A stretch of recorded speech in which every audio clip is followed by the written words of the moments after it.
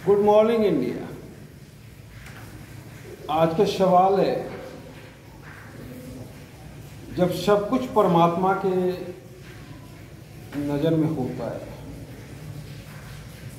सब कुछ परमात्मा ही करता है,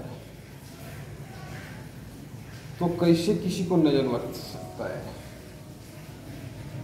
क्या किसी को नज़र लग सकता है? बहुत अच्छा सवाल है और आपने बहुत ही अच्छा जवाब भी दिया। आप ही का कहना है कि सब कुछ तय करने वाला परमात्मा होता है, तो दूसरा नजर कैसे लगा सकता है? नजर नहीं लगता है, ये मनगढ़ंत बातें हैं। किसी का नजर किसी को नहीं लगता है,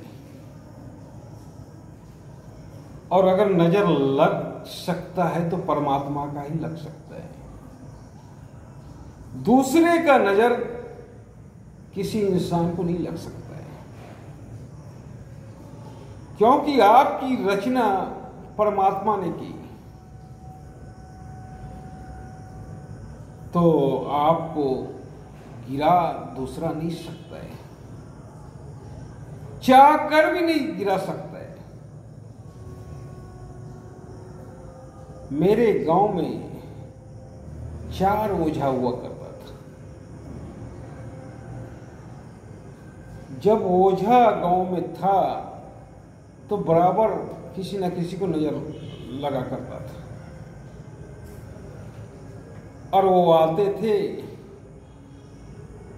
और बताते थे कि नजर लग गया। सो लाल मिर्च जला दो, या घर में धनिया होता था वो जला दो। अगर लाल मिर्च जलाने के क्रम में थोड़ी सी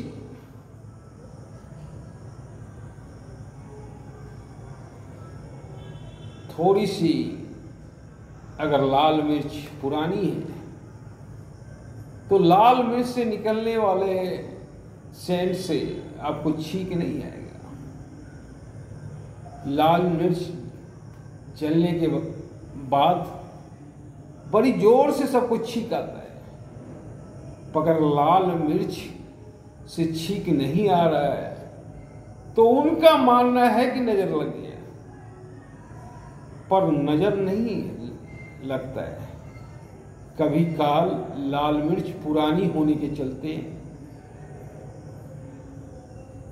उसमें जितनी ताकत होनी चाहिए उतनी ताकत नहीं होता है, और जलने के बाद निष्क्रिय हो जाता है, जिससे कि उससे छींक नहीं आती। यही बात है। पर वो ओझा बोलेगा कि बच्चों को नजर लगा है, लाल मिर्च जलाने के बाद भी एक भी आदमी छींका नहीं। यही सब उदाहरण देता है। बराबर भूत भी लगता था, और जब चारों ओझा मरा, अब ना किसी को भूत लगता है ना किसी को नजर लगता है। ओझा के द्वारा क्रिएट किया जाता है कि अमुक आदमी डैन है, उसके देखने से आपका बच्चा बीमार हो जाता है।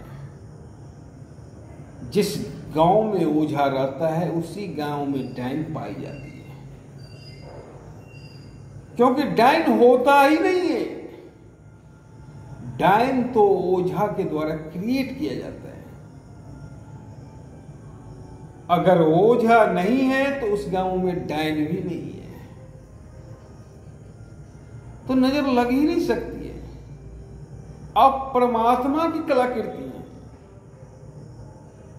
परमात्मा के उद्देश्य के बिना कुछ हो ही नहीं सकता आपको। हाँ, जिस दिन परमात्मा का उद्देश्य होगा उस दिन सब कुछ हो जाएगा। मैं बोल रहा हूं, और अगर परमात्मा का उद्देश्य हो कि कुणाल नहीं बोलेगा तो मैं नहीं बोल पाऊंगा। परमात्मा का साथ छूटा, मेरा आत्मा निकल जाएगा, और मेरे आत्मा निकल जाने के बाद मेरा नाम भी कौन हो जाएगा। अब मुझे बॉडी के रूप में पुकारा जाएगा,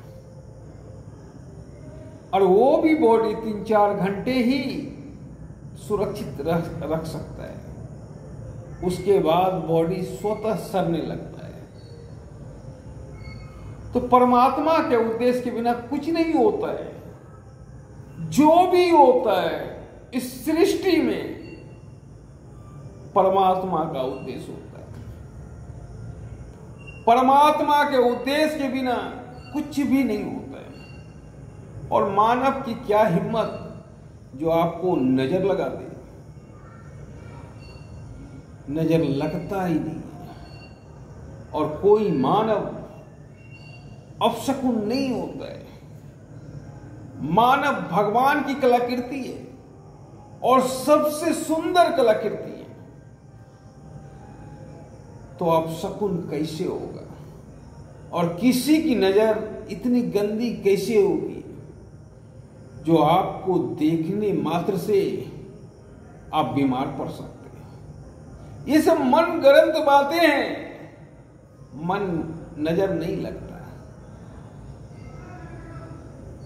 अगर आप किसी ढोंगी बाबा के पास जाएंगे तो बोलेंगे कि नजर लगता है,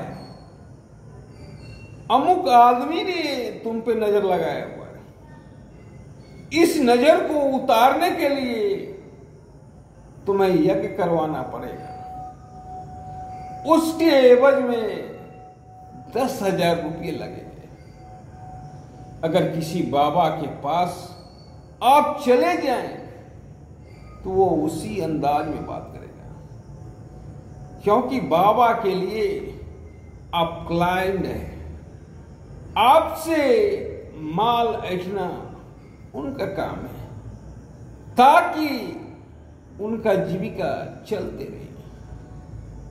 पापी पेट का सवाल है, कोई सच्चाई नहीं बताता, और जो सच्चाई बताता उसके बाद पे कोई यकीन नहीं करता। यही दुनिया का सबसे बड़ा आश्चर्य है। जो सच बोलता है उस पर कोई यकीन नहीं करता। मैं बोलता हूं कि किसी की नजर किसी को लग ही नहीं सकती। अगर इतना ही नजर लगाने वाला कोई होता तो यहीं से नजर लगा देते। किसको? मुनीर, पाकिस्तान के सेना अध्यक्ष को, पाकिस्तान के प्रधानमंत्री को, या पाकिस्तान के आतंकवादी को। पर ऐसा कोई ब्रह्मास्त्र नहीं बना है जो कि यहीं से नजर लग सकता है, और ऐसा कोई बाण नहीं बना है जो कि यहीं से, जिसे कहते हैं कि गांव देहात में कि डायन बाण मार दिया। कोई ऐसा डायन नहीं बना है जो यहां से बाण मार सके। अगर डायन होता, तांत्रिक होता, तो हमारे रक्षा बजट पे इतना बड़ा खर्च का कोई सवाल ही नहीं होता। हम अपने रक्षा मंत्रालय में तांत्रिक को भर लेते, डायन को भर लेते, और वो यहीं से बैठ के पाकिस्तान में तीर मार देते। पर होता नहीं है। तो ना डायन होता है और ना नजर लगता है। धन्यवाद।